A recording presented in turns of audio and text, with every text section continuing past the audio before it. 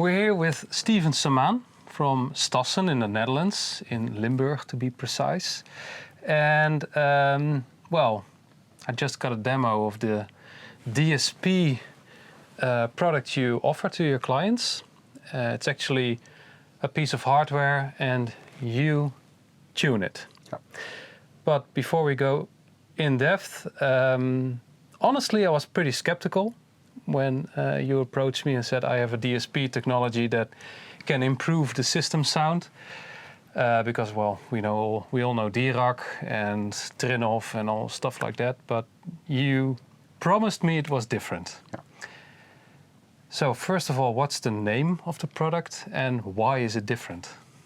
The name of the product is a DSP processor, of course, and it's a product that we do by ourselves. It's an OEM product, of course. Yeah. We buy it. It's from a manufacturer from England. Mm-hmm. They are specialized in DSP processing for audio, and we started to work closely with them, experimenting with them, and we found out that the products that they already have, they're amazing, but to be, let's say, accepted in the hi-fi world, we needed a kind of upgrade in the DSP processing itself.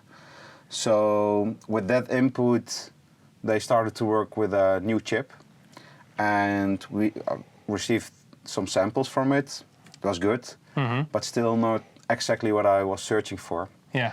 And then we found someone from a German DSP engineering. We sent it to England, and England they fitted the product in a DSP processor. Yeah. So in their system board with all the in and outputs and stuff like that. Exactly. Yeah. And we had also some few adjustments that we needed to do on the power supply, because their power supply was good, but the power supply that we needed was a little bit more on the higher level, on a higher range. Yeah. And what we really liked about them is that they were really friendly and really open to work on this project. Yeah. Because they believed in the fact that I'm coming from pro audio scene, that we can combine that knowledge also for the hi-fi world and the other way around. Yeah, because the hi-fi world is really into analog and no processing at all. And honestly, most processing stuff I don't like as well, but well, we get into the demo later. In the pro audio world, and especially large stadiums, you can't live without it. No. It's absolutely impossible, you told me. Yeah. Thing is also, when I have now from both sides the knowledge, from pro audio but also from hi-fi. With hi-fi, we were really working with a lot of hardware, with filters, different kind of cables, power supplies, and that's good. Don't get me wrong, that's really good. But there is always a lifetime of hardware. Yes. Always, especially with filters, that kind of products in cabinets. Yeah. So the advantage from DSP is when you make a tuning or a tweaking or crossover in your cabinet, that's always the same. Yeah. Because it's electronical. Yeah. And I really can understand that people in the hi-fi world distancing a little bit from DSP and electronics, but if that wouldn't work, we will never do this kind of big audio projects in stadiums, in soccer fields, in live stages, outdoor festivals. And I mentioned it already before. Imagine that we buy a system, a really big pro audio system, and you just rig it exactly like the manufacturer has written. Yeah. It sounds horrible. Yeah, because of the acoustics. Yeah. So the speakers will work and they're fine. Absolutely. Yeah. But their interaction with the room or outdoor, it will not work. Yeah. And that is where our work starts. Of course, you have people in pro audio that's doing front of house mixing. Yeah. But you also have system engineers. Yes. I'm a system engineer. And if you call me to do kind of front of house mixing for your local band or for an artist, I can do it. That's not my specialty. It's maybe I can do it. You will survive. But that's not my unique selling point. My unique selling point is if we have really bad acoustics somewhere, and especially in an arena or even a church or swimming pools, or that's what I really like. Yeah. I see it as a kind of challenge, and where everybody says no, that's not possible. Like I just showed you hey, let's do it. Bring it on. Let's do it. And that's exactly how it started. Also with this DSP unit. When I came at Stassen, and I was I think 22 years old or something. I came there to buy my first hi-fi system for in the living room, and I exactly know what I wanted, and it was a Browser Wilkins set, a 702 series. Okay. And and I was really like, okay, I want to buy this because it looks good. I heard it somewhere, and it sounds nice, but I was like, okay, I want to hear it for a second time. So I went to Stassen, and they helped me really good at this moment. And what they did, they had Triangle, they had BNV, of course. They had KEF. They had so many different brands. Monitor Audio, everything, LRX, everything. Yeah, they have a lot. Yeah, they have a lot. And I did some shootouts between every cabinet. But in every cabinet I missed something. Yeah. Even with the higher ranges. So I was also listening to 801s, but even there it was like, okay, it's too boomy, it's too much high frequencies. I want to adjust it, like I'm doing that also with the pro audio scene. Yeah. And I asked them from, hey guys, what do you do or what do you offer as DSP? And they were like, yeah, we have direct. And I was like, yeah, but the thing is with basic audio tuning tools or optimizing tools, it's always on one point measured, and it's really basic of the basic. Yeah. Because if there were a software that was really good, and it worked also really properly, system engineers were not needed on big festivals or arenas or stadium shows. Because it's much cheaper to buy a microphone with software, buy it one time, and everything is finished. Yeah, exactly. But that doesn't work. Absolutely not. No. So I was talking with Stassen from, hey, should we do together an DSP unit? Yeah. And they were like, yeah, do you have the knowledge? Do you know how it works? Do you know this? And I was like, yeah, sure. I'm not saying something that I don't know. And they were like, okay, can you do a demonstration? And I was like, yeah, sure. I grabbed my own DSP unit and I brought it there, I put it there, and I was like, okay, which cabinet do you want to have optimized? And they came with acapellas, and they came also with B&W, and they came with also with higher lines of monitor audio, the gold, platinum. Yeah. And they told me, optimize everything. I was like, okay, sure, no problem. So I optimized it, and they were so satisfied. They were like, okay, this is what we want. This is what we want to offer as a kind of extra service for our customers. Yeah. So that's how it started with the DSP, the DSP manufacturer together with Stassen. Then we started to make samples, and those samples, I think, after the 5th sample, we were done. We were like, okay, this is the final product. That's pretty quick. Yeah, it's pretty quick because we exactly know what we want. Yeah. And also the manufacturer of the DSP board was really open and easy to communicate with, and they were really fast with changes and toolings, and they picked up really good. So that's what I really like about that manufacturer. Yeah. And now, I think 2 years later, we sold a lot of sets. You also can see the reactions from the customers on the webpage from Stassen itself. Yeah. They were all amazed because everybody has his own challenge. I get that now. Yeah, because there is still no perfect living room or audio room. No, even I'm not saying this room is perfect because it isn't, but it's okay. Yeah. And the speakers we use are pretty much okay. But the funny thing is, you immediately heard what was wrong. Yeah. You sat down and you said, that shelf is a problem. And when I was changing the listening room, I knew it wasn't perfect, but I wanted to look nice for video as well. And I thought, you know what, is it really that bad? If it is that bad, I'll take it away. But you get used to it. Yeah. And now I don't hear it, but you heard it. And I could see it in the measurements. And you tweaked it, and then it clicked with me as well. It's actually a pretty big difference. Yeah. So I think I need to get rid of those. Or use the DSP. Or use the DSP as well, yeah. But my first impression with DRAC is always I can hear the processing. And I know a lot of my viewers and readers will have the same. With this, I can't hear it. I just hear it's before and after. The characteristics of the speaker stay intact. The characteristics of the system stay intact. Why? How is that possible? That's because of the chip. Yeah, the processing the power. processing power of the chip. Yeah.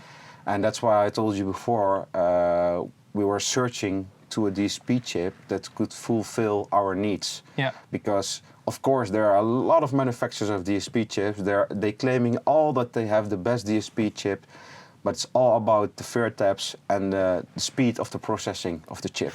Ho ho. Fur taps. What are fur taps?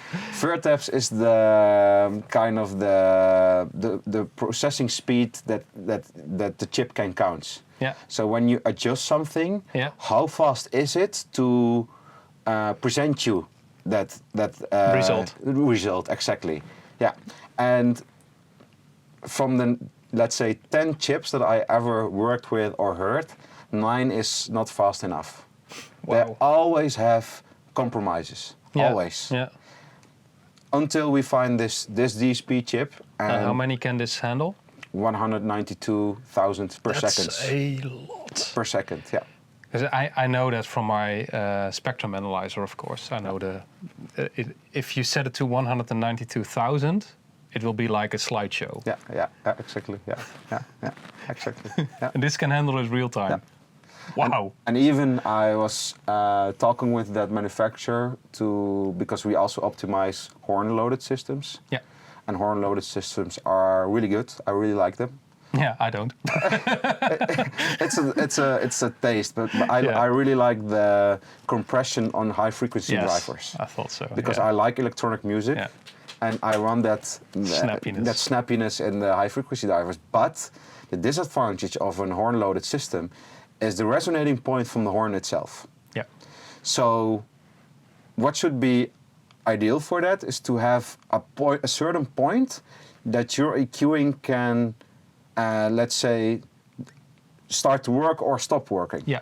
Yeah. And that's why I also asked the DSP manufacturer, hey, can we implant that in the software that we have dynamic EQ inside of it? So when a kind of frequency pops up above a range, the dynamic EQ starts to work. And we can adjust that, how far it needs to work, how fast it needs to work. So during music? Yeah. Wow, that's really cool. Yeah. Yeah, you mentioned it, but now I get it. Yeah. Wow, nice. Especially with acapellas, for example. Yeah. They have a plasma high-frequency driver. Yeah. And that one is really good, to be honest. It's really expensive, but also really good. Mm-hmm. But that mid horn is so intense. Yeah. You can put every high-frequency driver in that cabinet like you want. It doesn't work. Why? The air that the horn is creating, compared with the air that's comparing with the high-frequency driver, the plasma driver, is nothing. that mid unit is gonna win for sure. Yeah, it's gonna win. But when you start to work with dynamic EQ and let's say just grab or just do things when it starts to resonate the horn, then the plasma high-frequency driver has much more space to do their thing. So that the balance is much better. Exactly. Yeah. Exactly. But this unit can handle, there's a lot of processing power, so it can handle a lot. It's very versatile in terms of tweaking. Yeah. How does it work? Suppose I would like you to tune the DSP in my living room. Mm-hmm. How do I do that? We do it exclusively together with Stassen. Yeah. So you call Stassen and you say, I want... Exactly. And they will ask you some questions. Yeah. If you call and you say, hey, I have a Sonos system, I need you to tweak it, then it's, no, they're going to be friendly, but they will say kind of no, because that is... it's not in balance. It's not in balance, you know, that the unit is way too expensive compared with a Sonos set. Yeah. But still, if you see what we are tweaking in living rooms from people that spend 100, 200, 300,000 euros on a system, then it's still, not that expensive to invest in it. Mm-hmm. You call Stassen, they will ask you some questions about your system, and they call me. Hey, we have a customer, this is his living room, this is the system that they have, this is the amplifiers that he's having. And until now, I never said no to a system, because we are still working with Rolls-Royce. Everything is from me Rolls-Royce. Yeah? Yeah. And then you buy the unit. It has a fixed price, so there's no discounts on it. There is no negotiations. It's a fixed price. 8,000 euros. 8,000 euros. Yeah, for the unit. Yeah, and we have a 4-channel, but we have also an 8-channel. Yeah, and they're all 8,000. Yeah, it's both 8,000 euros. Okay. Why? The DSP board, power supply, everything is the same. Yeah. It's just different housing that we are using. Yeah. That's it. Yeah. And then we make an appointment. Mm-hmm. Then we come together with Tim to install the DSP unit. Yeah. And how do we do that? We bring you the DSP unit, of course. Mm-hmm. We plug it in on your cables that you prefer. You need some cables, of course. You need some cables. An extra pair. Yeah. Yeah. You need an extra pair of cables because we put it between the preamp and the amplifier.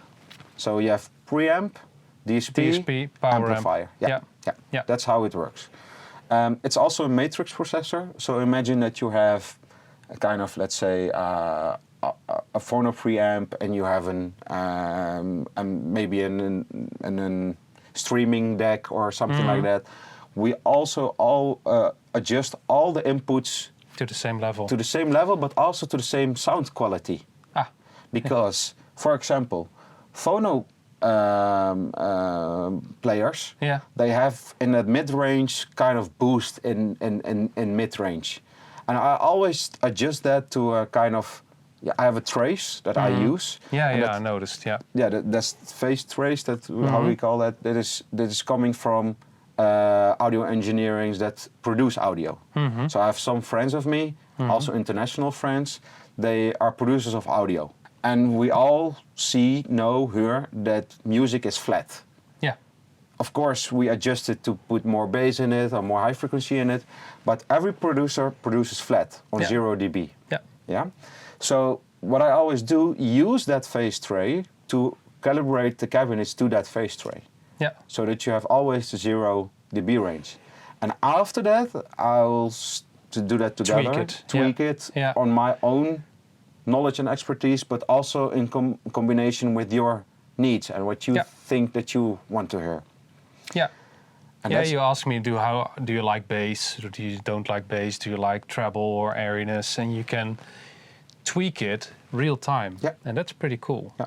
So you can actually just play your track and you tweak it, or pink noise, and then you tweak it. And that the whole real time thing makes it so much easier to understand what you're doing, because you can actually hear it directly and you just sweep it and nice.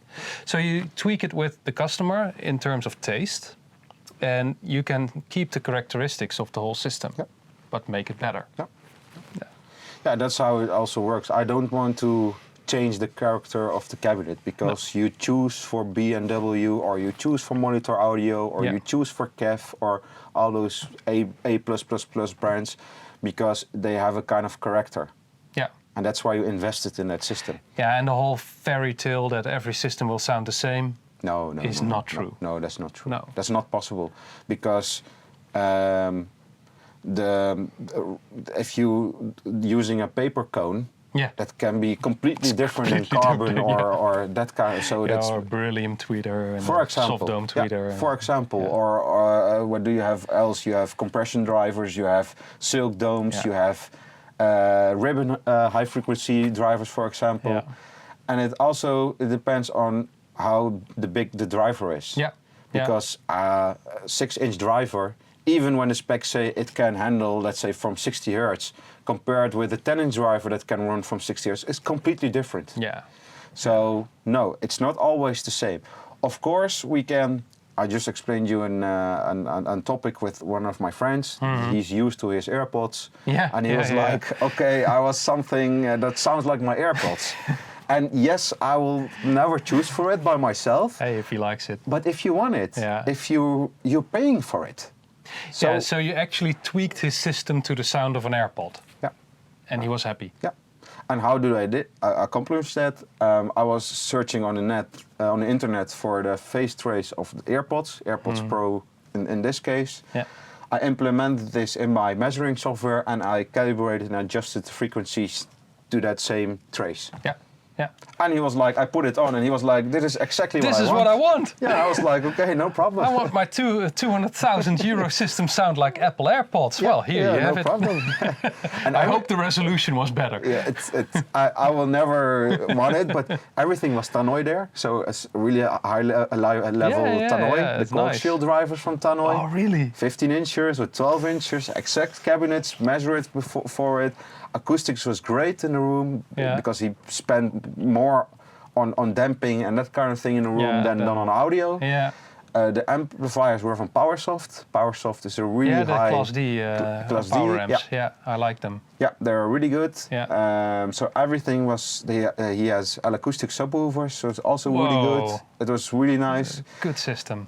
But yeah, he wanted to kind of say to accomplish that sound from our AirPods. So yeah, no problem. We'll do it for you. We'll do it for you. So you can even do that. Yeah. But so you bought the unit, you tweak it, and you fix it, and hopefully they're all happy. Is your service included in the 8,000 or is it separate? It's included. Included in the 8,000. Okay. So you're paying one price. That's it. And that's it. And if after 2 weeks I decide, nah, it's not really there yet, I can call you again?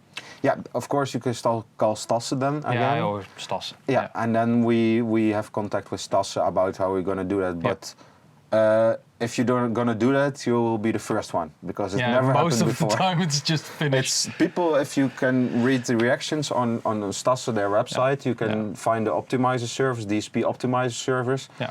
Just read the reviews. People are talking, it's magic and it is everything that I'm searching for, and I'm more happy than I'm at this moment with my wife. And so people are really, really happy with what we are doing because I really can understand that. Yeah. Imagine yourself, you spend 200,000 euros or 100,000 or 50,000, it doesn't matter, on a system. Yeah. And you set it up at home and you are like, ooh, that is not exactly what I want. I hear that a lot. It happens a lot. A lot of times. Yeah. So what should you then do? Bring everything back to your dealer? No, you buy it. In a lot of cases you can't return it because you open it already. Yeah. So there are two things to do. Or accept that it's not like you want, or find a solution. Yeah. That second thing can be your worst nightmare because you start to do things with different carpets and different walls and acoustic things and adjustments, and that can cost you a lot of money. Well, I was calculating actually, because this room was rebuilt around COVID. I don't know, a year into COVID. We made a video about it, and you can see the acoustic diffusers. Behind that cloth is a lot of dampening and also diffusers. I have the PSI EVAs. Those walls are actually double-sided to isolate it from the road. That's a lot more than 8 grand. Yeah. A lot more. And it took a lot of time and measuring, and I made mistakes, so I needed to do it again in some cases. I forgot the DAT diffusers. So I think it's around at least 15,000 euros in acoustics. And it still wasn't perfect. And that's how it works with audio, because when you have resonating in your room, it's always the the speaker is doing something and the room is kind of amplifying that. Yeah. And when you start to understand that, then it makes sense because you know it comes somewhere from. Yeah. It's not always in this room. No. You know, when we're talking with each other, our voice is creating pressure, yeah. and that starts to reflect or starts to resonate, yeah. etc. And it's exactly with speakers kind of that. So when you have a resonance in your room, the speaker is doing that. Yeah. It's not happening from somewhere. No, it's the speaker is doing that. It's interacting with the room, and the room feeds back the energy. And if you have another frequency, it will bump it up. Yeah. So you get standing waves and frequencies that get amplified or notched. Yeah. And you can fix that with the process. It makes a lot of sense, but I'm going to say something that I don't say very quickly, but this is one of the few DSPs and tweaks that I actually like. Thank you. And I was sitting next to you when you were fixing it. Yeah.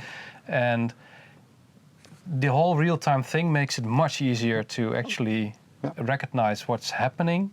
And you can just switch off and on, and Dirac can do it as well, of course. You can switch it on and off. But there I always have the feeling that I'm missing something. Yes, some stuff gets fixed, but I also miss the organic presentation of the music, the air, and the characteristics of the system. And with this, it stays intact, and it gets improved. And the thing about Dirac is I saw a lot of times. I know a lot of people will get mad with me now. No. Dirac is great. No. We respect all everyone and everything, but with Dirac, you're measuring on one point, and that's also not a big deal. When I see the measurement microphones, compare that please with this kind of things, you know, Yeah, but you can use your own as well. I know, but still, it's the cables that they're running with, the inputs that they're running with, you know, it's even the audio interface that we are using. Yeah. Not every audio interface is good to do measurements.